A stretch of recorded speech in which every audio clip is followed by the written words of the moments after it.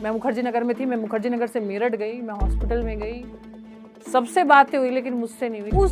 वो चीज मेरी जिंदगी से आज तक नहीं निकली कि मैंने कहा उस पैसे का मैं क्या चार डालूंगी। उनका फोन आता है, मन तो कर रहा है गाली दे दूं, पर इतने बड़े प्लेटफॉर्म पे हूं, नहीं दे सकती हूं कि एक सिंपल लड़की जो सिर्फ स्टूडेंट्स को पढ़ाती है वो कब साइंस में प्रिया मैम बन जाएगी, कब कुछ अलग ही हो जाएगा, ये मैंने सोचा नहीं था। सभी को नमस्कार। तो कैसे हैं आप लोग? मेरे हिसाब से ठीक ही होंगे, लेकिन सबकी जिंदगी शायद एक जैसी नहीं होती।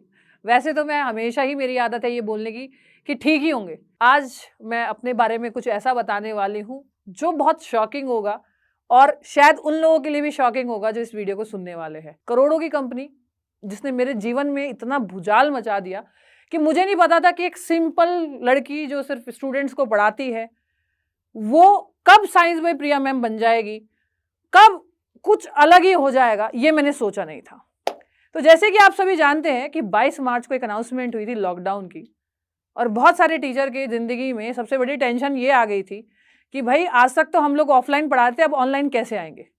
लेकिन मैंने ये जर्नी बहुत पहले स्टार्ट कर दी थी, लेकिन मुझे नहीं पता था कि ये जर्नी मेरे लिए इतनी भारी पड़ जाएगी कि शायद मैं अपने ससुर यानी जिनको मैं पापा बोलती हूँ उनके आखिरी बोल भी नहीं सुन पाऊंगी। मेरी बेटी होने वाली थी तो उससे पहले मैंने ऑनलाइन पढ़ाना शुरू कर दिया था। मेरा 8वां 9वां महीना चल रहा था और मैं अपने काम को लेके बहुत डेडिकेटेड थी, बहुत ही ज़्यादा डेडिकेटेड। मैं तब भी पढ़ाती थी, लेकिन ऑफलाइन थोड़ा मैंने कम कर दिया था और मैंने सोचा था कि शायद हो सकता है कि चीज़ें डिजिटल ज़्यादा बढ़ रही है तो इस ऑनलाइन में आया जाए, क्योंकि मैं डिसीजन बहुत जल्दी लेती हूँ। उसके बाद सोचती हूँ कि क्या करना है, लेकिन मैं डिसीजन जल्दी लेती हूँ, ये मेरी एक आदत है, क्योंकि सही और गलत के लिए मैं बहुत ज़्यादा देर तक सोचती नहीं हूँ। मैंने ऑनलाइन पढ़ाना शुरू किया, काफ़ी दिक्कतें महसूस होती थी, मैं आराम से कभी बैठ जाती थी, कभी पढ़ाती थी, और ऑनलाइन इसलिए पढ़ाती थी कि बहुत बड़ा पेट था तो इतना ही दिखाई देता था हिस्सा, इसलिए। और काफ़ी अच्छा कंटेंट देने के बाद मुझे बहुत लोगों ने प्यार भी दिया। उसके बाद मेरी बेटी होती है और मैं काम को लेकर इतनी डेडिकेटेड थी कि एक एग्जाम था बच्चों का। मैंने अपने डॉक्टर से पूछा, मेरे डॉक्टर ने बोल दिया था कि जी आपकी सीजरियन डिलीवरी होगी, नॉर्मल नहीं हो सकती, क्योंकि हिप्स बोन का कुछ दिक्कत है। अलग अलग केसेस होते हैं सबके साथ में। तो मैंने डॉक्टर से बोला कि कब डिलीवरी करनी है आपको, तो बोले कि 1-2 दिन के अंदर। तो मैंने कहा 2 दिन रुक सकते हो? उन्होंने बोला हाँ। मैंने कहा मेरे बच्चों का एग्जाम है, मुझे पढ़ाने दो। और जिस दिन मेरी डिलीवरी होने वाली थी उससे 1 घंटा पहले मैं क्लास लेके आई थी। डॉक्टर अमिता, मेरे डॉक्टर का नाम है, डॉक्टर अमिता चिकारा उनका नाम है। मैं बड़ौत शहर से बिलोंग करती हूँ, बड़ौत बागपत से। तो बहुत ही बढ़िया डॉक्टर थे। उन्होंने बोला कोई दिक्कत नहीं होगी, आप आइए और आपका हम आराम से ऑपरेशन कर देंगे, क्योंकि मेरी सिचुएशन जो थी वो ऑपरेशन वाली ही थी। उसके बाद मैंने उनसे तभी पूछा कि मैं कितने दिन बाद पढ़ा सकती हूँ, तो वो मेरी तरफ देख के मुस्कुराने लगी।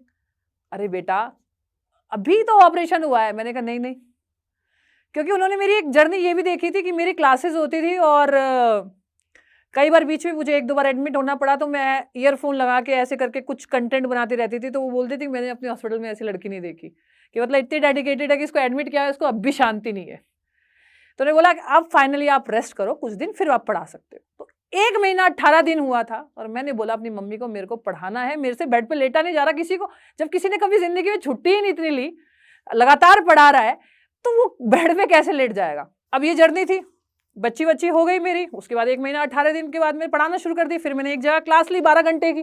3 महीने का मेरा ऑपरेशन था, टाँके लगे हुए थे, बट मेरा डेडिकेशन था कि मुझे रिकॉर्ड बनाना है 12 घंटे क्लास का। इंडिया में किसी लड़की ने 12 घंटे क्लास लगातार नहीं ली थी, मुझे इस बात का पता नहीं था, फिर बाद में बहुत लोगों ने ली। तो उस कंपनी ने देखा यार ये लड़की कितनी डेडिकेटेड है, इसको लेके आओ भाई हमारी कंपनी में। और मैं भी खुश थी कि भाई मेरे काम को देख के मुझे बुलाया गया है। तो काम, क्योंकि उनका ध्यान सिर्फ और सिर्फ काम पे था, बंदे की जिंदगी में चाहे ऐसी की तैसी हो जाए उनका कोई लेना देना नहीं था। तो अब तक मेरी लाइफ में कुछ नहीं हुआ था। मेरी मम्मी ने बोला कि भाई इसको हम पाल लेंगे आराम से, मेरी बेटी को। अभी क्या है कि आप अपने करियर पे ध्यान दो, क्योंकि कोविड के टाइम पे तो किसी को भी काम नहीं मिल रहा था और मुझे कोविड के टाइम पे ही वहां से ऑफर आया था कि 2-3 महीने ऐसे ही गुजर गए थे। सितंबर में मेरी बेटी पैदा हुई, फिर 1-1.5 महीने का रेस्ट हुआ, फिर 3-4 महीने वो मैंने 12 घंटे की क्लास ली और मार्च में मैंने ज्वाइनिंग कर ली। फिर मैं थोड़ा सा डिले करते करते मैंने ज्वाइनिंग कर दी और काम शुरू हो गया। अपनी बेटी से मिलती थी 15 दिन में, टेस्ट करवाती थी कोविड के। तो इन बीच में मेरी बेटी थोड़ी गैप पे रहती थी, पर ये था कि उसके लिए वो चीज़ें ज़रूरी थी भाई, टेस्ट वगैरह करवाना कोविड का। चलता रहा, सब कुछ अच्छा चलता रहा, पैकेज बहुत अच्छा था, प्यार बहुत मिला। और जब मैं इतना एनर्जी दे रही थी उस चीज़ को, तो मैं उनके लिए बहुत अच्छी थी। और शायद पता नहीं अब अच्छी हूँ या नहीं हूँ, लेकिन तब मैं बहुत अच्छी थी। लेकिन अचानक से क्या होता है, अचानक से मेरा पैर टूट जाता है। और पैर टूट जाता है अचानक से रात को, और मैंने रात को मैसेज डाल दिया और एक वीडियो बना के बच्चों को भेज दी थी टेलीग्राम में कि भाई मेरा पैर टूट गया, शायद मैं क्लास नहीं ले पाऊंगी, क्योंकि मेरे को दर्द बहुत हो रहा था। और उससे जस्ट 1 घंटे पहले, यानी मेरे जो ससुर है, जिन्हें मैं पापा बोलती थी, मतलब अपने पापा से ज्यादा प्यार करती थी उनसे, मैंने बोला पापा आपसे मिले हुए बहुत दिन हो गए, 2 महीने हो गए मैं आपसे मिल नहीं पाई। क्योंकि यार ये इतना काम दे के रखते थे, 8-8 घंटे 12-12 घंटे क्लासेस डलवाते थे, सैटरडे संडे भी छुट्टी नहीं देते थे। मेरे हस्बैंड और मेरी बेटी ही मिलके आ पाती थी, उनसे छुट्टी नहीं रहती थी हमारी। तो मैंने पापा 2 महीने हो गए आपसे मिले, पापा कुंभ चलेंगे। तो पापा ने बोला ठीक है बेटा। इसमें एक और स्टोरी जो है वो ये है कि जिस दिन मेरा पैर टूटा था, उससे अगले दिन सुबह पापा एडमिट हो गए। शायद भगवान को कुछ और ही मंजूर था और शायद कुछ और ही लिखा था। तो अगले दिन वो एडमिट हो गए। तो वो नॉर्मली एडमिट हुए थे, कुछ चेकअप्स थे, कुछ दिक्कत थी, लेकिन ये नहीं पता था इतनी दिक्कत है। पर मैंने वहाँ पे ऑफिस में बता दिया था कि भाई पापा भी एडमिट हो गए और मेरा पैर भी टूट गया, मैं कंटिन्यू नहीं कर पाऊंगी, क्योंकि मेरे को अब भी था मेरे को पापा के पास में जाके मिलना है। बोले नहीं, क्लास लेनी पड़ेगी। वही जब मतलब 1 हफ्ते के अंदर ये सब चीज़ें हो गई हमारे साथ में। चौथा दिन आया, मैंने बोला अब मेरे से क्लास ले जाएगी, मुझे पापा के पास जाना है। मैंने बोला मैं आज शाम की क्लास लूंगी, मुझे पापा के पास जाना है। लेकिन कौन से पापा, कैसे पापा, जिंदा रहेंगे तभी तो जाऊंगी मैं यहाँ से गई, मैं मुखर्जी नगर में थी, मैं मुखर्जी नगर से मेरठ गई, मैं हॉस्पिटल में गई, सबसे बातें हुई, लेकिन मुझसे नहीं हुई। कि मैं जब गई पापा वेंटिलेटर पे थे और मैंने ऐसे बोला पापा पापा, तो पापा के मुंह से आवाज नहीं निकली। मैंने उस टाइम सोचा यार कमाने का क्या फायदा हुआ कमाने का। जब लास्ट टाइम पे पापा से मिलने आई, आवाज नहीं निकली, बस आंखें ऐसे खुल रही थी, पानी आ रहा था। पापा, मैं पापा के पैरों पे हाथ फेर रही हूँ, पापा के पैर दबा रही हूँ, पापा का हाथ पकड़ के बैठी हूँ। एक बार पापा मेरे साथ, मतलब 2 महीने से हम मिल नहीं पाए, पापा एक बार बोल लो, नहीं बोले। उनका फोन आता है, मन तो कर रहा है गाली दे दूं, पर इतने बड़े प्लेटफॉर्म पे हूँ, नहीं दे सकती उन्हें। फिर उनका फोन आता है, क्लास लेनी है। मैंने बोला स्मित क्या करूँ? कहते जाओ आप। मैंने कहा मैं नहीं जा रही। बोला क्या कर सकते हैं, जाओ आप। क्योंकि हमारे कॉन्ट्रैक्ट होते हैं भाई उनके साथ में, हमारी मजबूरी फंस जाती है, क्योंकि हमारे ऊपर केस करने की वो धमकी देते हैं फिर अचानक से। तो चली गई मैं। जैसे ही मैं पहुंची, मैंने लैपटॉप ऑन किया, मेरे पास फोन आ गया कि पापा गाँव आना पड़ेगा, तो आप सीधे गाँव आओ। तो हमारा गाँव बड़ौद से आगे गाँव है, जहाँ पे मेरा ससुराल है गाँव वाला।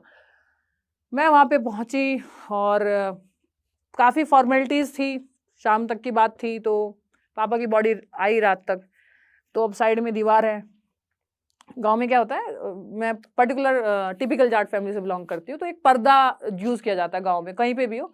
तो हमारे यहाँ कहते होते, एक दीवार थी, इधर पापा की डेड बॉडी थी, खाट के ऊपर लेके आए थे रात को, इधर मैं थी, उधर आदमी बैठे थे। और जब घर के अंदर डेड बॉडी होते तो कोई सोता नहीं है। तो ऐसे शाम को फ़ोन आता है, क्लास क्यों नहीं लिया आपने? मैंने बोला ऐसे ऐसे हो गया और मैं आपको बता नहीं पाई। कह रहे एक वीडियो बना दो। और उस टाइम ना मेरे को तो ना तो सांस आया, ना मेरे को समझ में आया। तो मैंने बोला कि कैसे बना दूँ? तो बोला बना दो। मैंने बोला तुम पागल हो क्या? तो अब मैंने बोला मैं नहीं बना सकती। तो फिर उनको सुबह सुबह जलाया गया। होली का टाइम था, 28 तारीख थी, होली का टाइम था। तो क्या होता है कि भाई उसी दिन उनका तेरहवीं जलाना, बहाना, वो सब कुछ करना पड़ा, क्योंकि त्योहार था। गांव में कहते हैं कि त्योहार के दिन आन ना आए, तो ये सब चीज़ें कर लेनी चाहिए। तो हम सब उस चीज़ों में थे। काफ़ी रो चुकी हूँ कि अब रोना नहीं आता, आंसू ही नहीं बचे अब तो मेरे पास में। फिर सब चीज़ें हो जाती है, लेकिन उस समय खड़े होकर मुझे लगता है कि मैंने कहा यार मैं इतनी डेडिकेटेड रही हूँ, और मैंने ऐसी बात नहीं है कि मैंने पैसा नहीं कमाया, मैंने काफ़ी पैसा कमाया है। लेकिन मैंने सोचा उस पैसे का फ़ायदा क्या हुआ? मतलब मैं जा नहीं पाई, मिल नहीं पाई। वो आखिरी टाइम ना, मेरे को पूरी ज़िंदगी में चाहे कितना भी पैसा कमा लूँ, चाहे मैं किस भी लेवल तक पहुँच जाऊँ, लेकिन वो जो मेरे 2 महीने थे ना जब मैं मिल नहीं पाई, वो जो आखिरी वक़्त था, वो मुझे मरते टाइम तक याद रहेगा, या वो मरते टाइम तक कसक रहेगी। मतलब मैं करोड़पति भी बन जाऊँ ना, तो भी मरते टाइम वो एक कसक रहेगी। उस चीज़ की भरपाई कोई नहीं कर सकता कभी, शायद मैं भी नहीं कर पाऊँगी मरने के बाद तो। तो उसके बाद क्या हुआ भाई, फिर फ़ोन आता है उनका, क्लास। मतलब मैं ये सोच रही हूँ क्लास नहीं, पता नहीं क्या हो गया। क्लास नहीं है तो पता नहीं कौन सी ऐसी मीटिंग होगी जो जिसके बिना काम ही नहीं चलेगा। अटैक हो गया इंडिया पे, ऐसे हो रहा था बिल्कुल। ठीक है, जैसे मैं ही डोबा लूँ, मैं ही बचाऊंगी पाकिस्तान वालों से, और कोई टीचर है ही नहीं वहाँ पढ़ाने के लिए, तो भाई फिर मैं दिल्ली गई, मैंने बताया कि जैसे नेटवर्क नहीं होते थे गाँव में, अब तो देखो वाईफाई कनेक्टिविटी हो गई है, लेकिन उस टाइम पे जब कोविड का टाइम चल रहा था, क्योंकि उस टाइम कोविड का ही टाइम था, पूरा उस कोविड के टाइम पे हुआ ये सब चीज़ें जो हुई है आपकी, ये सब चीज़ें वही हुई है सारी 2020 से लेके 21 तक का टाइम था। 21 मार्च में उनकी डेथ हुई थी, तो 20 से 21 तक की मेरी जर्नी रही उन लोगों के साथ, करोड़ों वाली कंपनी के साथ में, बड़े बड़े पैकेज देती है। अभी आप चौंक जाओगे कितने मोटे पैसे देने को तैयार थी वो मुझे, और किस बात के लिए उन्होंने मुझे 5 करोड़ रुपए ऑफर किए थे। और अगर मेरी जगह कोई बंदा होता, या आप अगर सुन रहे हो ना, वो बोलते यार इससे पागल लड़की मैंने नहीं देखी, 5 करोड़ रुपए ले लेती, क्योंकि 5 करोड़ रुपए कमाए नहीं जाते। लेकिन किस चीज के लिए? अगर आपकी दिल गवाही दे रहा होगा ना इस चीज के लिए कि भाई 5 करोड़ ले, प्रिया तू 5 करोड़ ले लेती, तो प्लीज मुझे कमेंट करके एक बार बताइएगा। उन कमेंटों को आज मैं भी देखना चाहूंगी कि भाई अगर उस चीज के लिए आपका दिल गवाही देता है 5 करोड़ लेने के लिए, तो आज मैं अपना साइंस बाय प्रिया मैम का चैनल बेचने के लिए भी तैयार हूं। लेकिन मुझे कमेंट करके जरूर बताइए कि वो 5 करोड़ रुपए मुझे लेने चाहिए थे या नहीं लेने चाहिए थे। अगर आप कहते हैं लेने चाहिए थे 5 करोड़ रुपए, तो मैं फ्री में चैनल देने के लिए तैयार हूं उनको। अब होता क्या है, मैं दिल्ली चली जाती हूँ, तो फिर मैं चली गई और मैं भाई शाम को क्लास लेने लग गई, और क्लास ले रही हूँ। और होली के टाइम पे तो यार वैसे भी कोई भी छुट्टी दे देता है। क्लास लेने लग गई, क्वेश्चन कुछ और बोल रही हूँ, टिक कुछ और लगा रही हूँ। फिर 2-3 महीने तक मेरा मेंटली डिस्टर्ब रहा है काफ़ी, माइंड की कभी कभी क्वेश्चन भी गलत हो गए पढ़ाते पढ़ाते। तो उस दिन तो ऐसा हो रहा था सारे ही क्वेश्चन गलत हो रहे थे पढ़ाते पढ़ाते, और अंदर से एक फीलिंग आई। मैंने बोला बच्चों को, मैंने कहा बच्चों यार पैसा कमाने का क्या फ़ायदा, ऊपर वाले जो माँ बाप है, पापा है, वो तो ये सोच रहे होंगे कि बच्चों को तो पैसा दिखाई दे रहा है। हालांकि ये तो पता नहीं ऊपर जाके क्या होने वाला है, लेकिन ये लग रहा होगा कि बच्चों को तो पैसा दिखाई दे रहा है। मैंने बोला इतनी घटिया कंपनी में आज से बाद में खुलेआम अनाउंस कर दिया, किसी की इतनी हिम्मत नहीं है। आज बढ़ गई होगी हिम्मत, लेकिन उस टाइम किसी की इतनी हिम्मत नहीं होती थी कि सबको पैसा दिखाई देता था। बोला करोड़ों की कंपनी को मैं लात मारती हूँ। उसके बाद मैंने रिजाइन डाला, और वो अपनी एक वर्ड यूज करना चाहती हूँ मैं, और मुझे सभी के सभी हाथ जोड़ के माफ कर दीजिएगा, वो अपनी हरामखोरी पे इतना उतर गए कि मैंने रिजाइन दिया तो मेरा रिजाइन एक्सेप्ट नहीं किया, उल्टा मेरे को बोला गया आपके ऊपर केस कर देंगे। तो मैंने बोला कि मेरे ऊपर अगर केस करोगे आप तो इस बेस पे कर सकते हो ना कि मैं कोई कंपनी ज्वाइन करूंगी, लेकिन आप मेरे को इतना परेशान कर रहे हो तो मैं तो भाई छोड़ूंगी। वो एक्सेप्ट नहीं करे। फाइनली मेरे को थक हार के, एक यूट्यूब चैनल था जिसमें सिर्फ एक वीडियो पड़ी थी, जिसमें बच्चों को मैंने इन्फॉर्म किया था मेरा पैर टूट गया, उस पर मैंने बनाया कि मैंने क्यों छोड़ा। और वो बहुत, मतलब वो मुझे नहीं पता था कि वो इतनी वीडियो वायरल हो जाएगी कि हर एक इंसान को पता लग जाएगा कि इस कंपनी ने या इन लोगों ने क्या किया है मेरे साथ में। अब होता क्या है, मैंने बोला कि भाई मैं छोड़ रही हूँ, और मैं इसलिए छोड़ रही हूँ, और मैं आपके साथ हूँ। जिस बच्चे ने भी फीस दी है मैं उसको फ्री पढ़ाऊंगी, और मैंने वाकई में 5 से लेकर 6 महीना बिल्कुल फ्री पढ़ाया, कोई फीस नहीं ली, क्योंकि बच्चों ने फीस ऑलरेडी मेरे लिए दे रखी थी। भाई पैसे तो, करोड़ों की कंपनी ऐसी थोड़ी ना बनी है, बच्चों ने फीस दी होगी तभी तो बनी होगी। हमारे और बच्चों की वजह से ही तो वो आज करोड़ों पे है, हम टीचर्स की वजह से और हम बच्चों की वजह से ही तो है, बच्चों की वजह से और टीचर्स की वजह से। खैर ये तो बहुत बड़ी बात हो गई, छोड़ दिया, कह दिया। 5 दिन बाद जब मैंने वीडियो बनाई, 4 से लेके 5 दिन बाद, ठीक है, तब उन्होंने रिजाइन एक्सेप्ट किया। अब वो वीडियो बहुत ज्यादा वायरल हो गई, तो भाई मेरे को बोलता है कि हमें बात करनी है, उनकी कोई सेक्रेटरी थी, बात करनी है, प्लीज मैम, उनकी कोई पता नहीं कौन थे, मेल आया था डायरेक्ट, उस मालिक का तो मेल नहीं आया अभी भी, ठीक है। और ये जो सारी हरकत है ना, ये मैनेजर लोगों ने की थी, ठीक है, कि नहीं लेनी है क्लास, लेनी है क्लास, लेनी है। भाई वो ऊपर से प्रेशर बना रहे होंगे तभी तो हमारे ऊपर मैनेजर प्रेशर बना रहा होगा, लेनी है क्लास।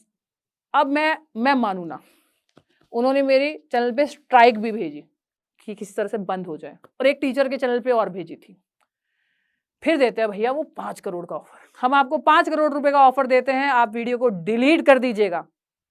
अब मैं इन्हीं 5 करोड़ रुपए के बारे में बात कर रही थी, तो आप मुझे कमेंट करके बताइएगा कि पिता के मौत का सौदा 5 करोड़ रुपए में करना चाहिए, नहीं करना चाहिए, ज्यादा पैसे मांगने चाहिए थे मुझे। मेरे हिसाब से आप मेरी जगह होते तो मुंह पे जाके थप्पड़ मार के आते, ठीक है। लेकिन उस टाइम मेरे साथ में तो सिचुएशन ऐसी थी कि मैं ढंग से कुछ अच्छा सोच लूं, वही मेरे लिए बहुत बड़ी बात थी। प्रेशर आ रहा है, हर सब पूछ रहे हैं क्या हो रहा है, तहलका समझ गया था। एक 1-1.5 महीने बाद जब मैं पढ़ाने लगी, बच्चों का प्यार मिलने लग गया, साइंस प्रिया मैम से साइंस बाय प्रिया मैम बनी, उसके बाद पूरे भारत में गुरु माँ का दर्जा मेरे को दिया गया, तो भाई ये बात उनको हजम नहीं होती है। वो किसी, अब मेरे को बाद में पता चला कि ऐसा कुछ होता है कि मैं इतनी टेक्निकल थी नहीं भाई, क्योंकि मैं तो अपनी क्लास लेती थी, बाकी टेक्निकल तो उनकी कंपनी संभालती थी। तो मेरे को तो OBS और कैमरा ये सब भी नहीं आता था, वो सब मैंने सीखा है। लेकिन इन 2 चीजों में मतलब मेरे पास स्टूडियो भी नहीं था, सब कुछ था उन्हीं का ही था। और इसमें होता क्या है, फिर थर्ड पार्टी से मेल आता है कि आपके चैनल को हम बंद कर देंगे और आपके ऊपर स्ट्राइक डाल देंगे, आपने फलानी फलानी कंपनी के लिए ऐसा बोला है। क्योंकि भाई अगर सामने से आए तो सामने से मैं केस करूंगी, क्योंकि मेरे पास तो बाकायदा प्रूफ थे कि कौन सी डेट को मैंने बोला था, कौन सी डेट को मैंने रिजाइन दिया था और कौन सी डेट को मैंने क्लास ली थी, सारे स्क्रीनशॉट मेरे पास थे कि भाई इसे हटा दो। मतलब इतना कुछ किया गया। और आज भी मतलब मेरे लिए मीम्स भी बनवाए गए, मेरे लिए थर्ड चैनल्स को पैसे दिए गए ताकि मेरे को बदनाम किया जाए। लेकिन मैं आपको एक बात कहना चाहती हूँ कि अगर कोई आपको लात मारता है तो आपको पलट के क्या करना है, उस लात को टक तोड़ देना है। और ऐसे तोड़ना है कि हड्डी, कोई भी हड्डी का डॉक्टर हो ना वो बोले जी हमसे ना हो पाएगा। तो उनका जरिया था कि भाई इसको तोड़ो, इसको परेशान करो, गंदे कमेंट करो ताकि डिप्रेशन में पहुंच जाए। लेकिन मेरे पास एक पावर थी और वो पावर थी कनेक्टिविटी की। जैसे आज आपको एक आप समझ पा रहे हो, आप मुझसे कनेक्ट कर पा रहे हो और आप मतलब एक दिल से मेरे लिए दुआ भी निकल रही होगी आपके मन में। तो एक कनेक्टिविटी जो थी ना वो मेरे बच्चों के साथ में मेरी कनेक्टिविटी थी। और मुझे पता था कि एक टाइम ऐसा आएगा कि ये बच्चे ना जीने नहीं देंगे उनको। और जिन लोगों ने मेरा सपोर्ट नहीं किया था ना उन लोगों को भी लात मार के उन्होंने निकाल दिया। तो आपको ना कभी भी ऐसी सिचुएशन हो ना किसी का साथ देना चाहिए। उस टाइम मेरा साथ किसी भी फैकल्टी ने नहीं दिया था वहां पे जितनी काम कर रही थी। उल्टा उस मौत का या उन चीजों का मजाक उड़ाया गया था। और आज 1 साल बाद जिंदगी ने इतना भद्दा मजाक किया है कि उनको खुद के चैनल बनाने पड़ गए हैं, खुद की कंपनी खड़ी करनी पड़ गई है। ठीक है, जो ये कहते थे अरे ठीक है अब क्या हुआ भाई, मेरे साथ तो बहुत गंदी गुजरी थी, तुम्हारे साथ तो कुछ गुजरी नहीं, तुम्हें तो निकाले ही गया है सिर्फ। और उसके बाद भी मतलब अब भी किसी भी तरह से कमेंट करवाना या कुछ चीजें करवाना या कुछ भी करवाना, ये सब चीजें करवाना। अब भाई मतलब आप मुझे ये बताइएगा कि आप किसी को टॉर्चर कर सकते हो, कितना टॉर्चर कर सकते हो, गिरा सकते हो ना। लेकिन भाई नाम मेरा प्रिया चौधरी है, मेरे को गिराना बड़ा मुश्किल है। क्योंकि मेरे अंदर जो हिम्मत पैदा हो चुकी है ना कुछ लोगों की वजह से, साथ मेरा परिवार खड़ा है, साथ मेरा पति खड़ा है, साथ मेरे बच्चे खड़े हैं। बच्चा मुझे ऐसा प्यार दे रहा है, ऐसा प्यार दे रहा है कि बिहार में जब मैं गई थी तो मुझे ये बोल दिया था कि आप ना बाहर मत निकलिए, बच्चों की भीड़ लग जाएगी। राजस्थान में मैं जाती हूँ ना तो बच्चे मतलब ऐसे इकट्ठे हो जाते हैं, इतना प्यार मिला है। इस आम से चेहरे को एक अलग ही नाम देना वो बहुत बड़ी बात होती है। और इसमें काफी लोगों का सपोर्ट रहा है, ऐसा नहीं है कि मैं सिर्फ हूं।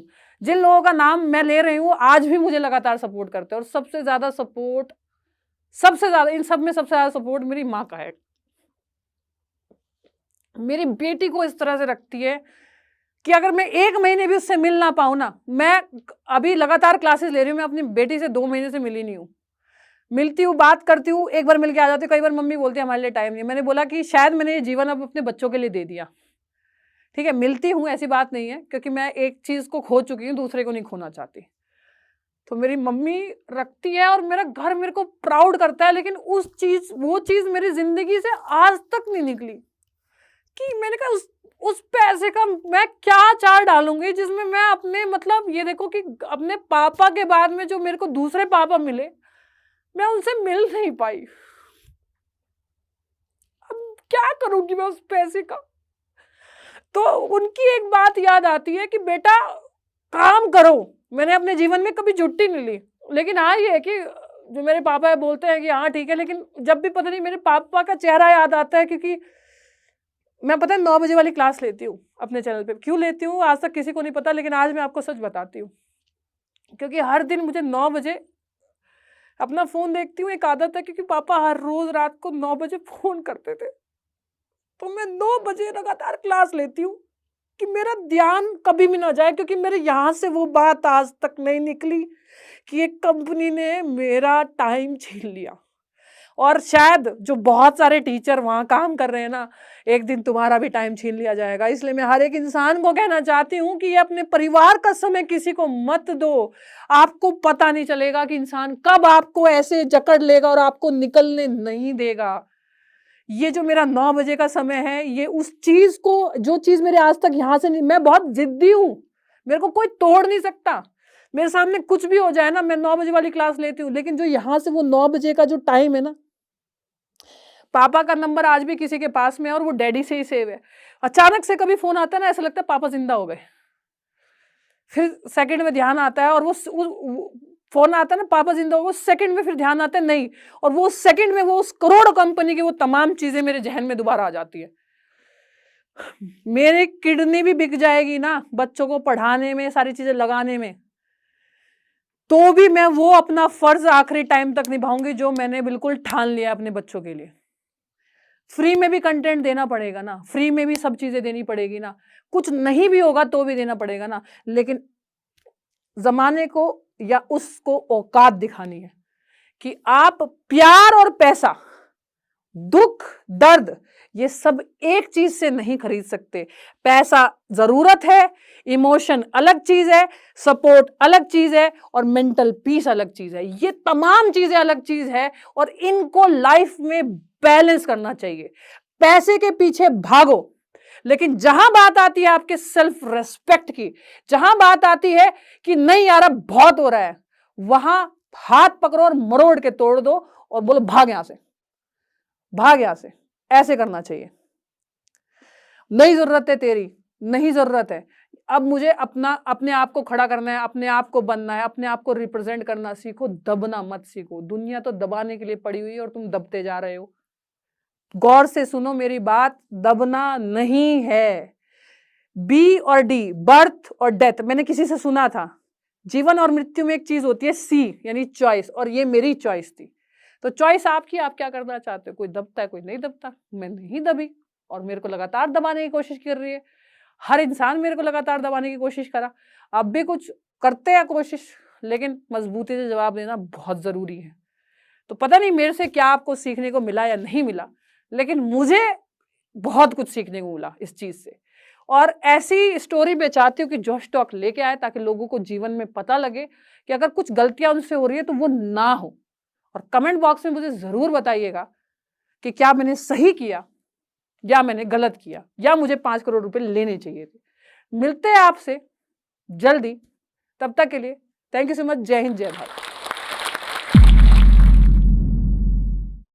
It is said that when you educate a woman, you educate an entire generation. नारी सशक्तिकरण पर ये पंक्तियां हमारे दिल को जोश और हिम्मत से भर देती है। ऐसी ही हिम्मत भरी कहानी अभी हमने सुनी जोश टॉक्स पर, और हमें उससे काफ़ी प्रेरणा भी मिली। ऐसी ही कहानी है लक्ष्मी जी की, जिन्होंने CS करके बड़े शहर में वो आए जॉब का सपना लेके, पर उन्हें यहाँ जॉब नहीं मिल पाई। पर उन्होंने हिम्मत नहीं हारी, जोश के साथ उन्होंने कम्युनिकेशन स्किल्स पर काम किया, और आज एक बड़ी कंपनी में वो काम कर रही हैं। लक्ष्मी जी की ही तरह कई स्टूडेंट्स जैसे कि वैशाली जी, नीला, प्रणाली, आरती और उषा जी ने मिलके जोश स्किल्स के साथ विभिन्न स्किल्स जैसे कि spoken English, communication skills, personality development, finance, business building सीखकर आज अपनी अलग पहचान बनाई है। आज ही अपने जैसे लाखों स्टूडेंट के साथ भारत के number 1 spoken English learning app जोश स्किल्स ऐप के साथ अपनी इंग्लिश लर्निंग जर्नी शुरू करें।